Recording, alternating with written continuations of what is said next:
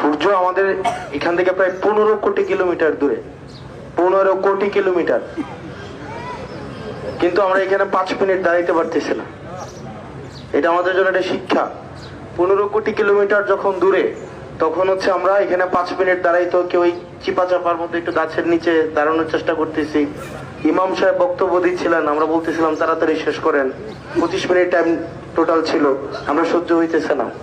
তাহলে যেদিন সূর্য আমাদের থেকে কয়েক হাত উপরে থাকবে, কয়েক হাত উপরে থাকবে, 1.5 হাত, বর্ণনা বিভিন্ন জায়গায় 2 হাত 2.5 হাত আছে, কয়েক হাত উপরে থাকবে, ওই দিনের প্রস্তুতি আমাদের আছে কিনা, এটার শিক্ষাটাই হচ্ছে আজকে মায়াতের এখানে উপস্থিতি। আজকে আপনি এই পাশে, কোন দিন আপনি এই পাশে আসেন এটার করতে কোনো নিশ্চয়তা নাই। আপনি বাড়িতে যাইতে যেতে এই পাশে আবার চলে আসতে পারেন। তা আমাদের এই শিক্ষাটা বা এই মৃত্যুর এই প্রস্তুতিটা আমাদের আছে কিনা, এই প্রত্যেকটা জানাজা আমাদেরকে এই জিনিসটাই হচ্ছে স্মরণ করাই দেয়। এই জানাজার মধ্য দিয়ে আল্লাহ মায়াত সহ যারা জীবিত আছে, আমাদের প্রত্যেকটা মানুষের, যিনি মৃত্যুবরণ করেছেন তাকে জান্নাতবাসী করুক।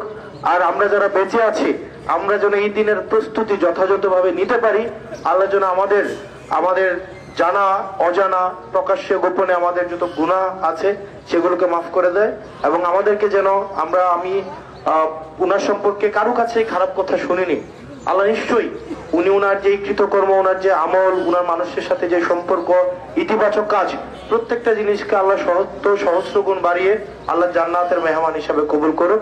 আপনারা সবাই ভালো থাকবেন, দোয়া করবেন আমাদের সবার জন্য। আমরা পারস্পরিক ভাবে দোয়া করি, প্রত্যেকের জন্য কল্যাণ সাধন হয়। আসসালামু আলাইকুম ওয়া রাহমাতুল্লাহি ওয়া বারাকাতুহু। এখন আপনাদের সামনে স্মৃতিচারণ করুন মায়াতের ছেলে জনাব সাইফুল ইসলাম খান। জনাব সাইফুল ইসলাম খান।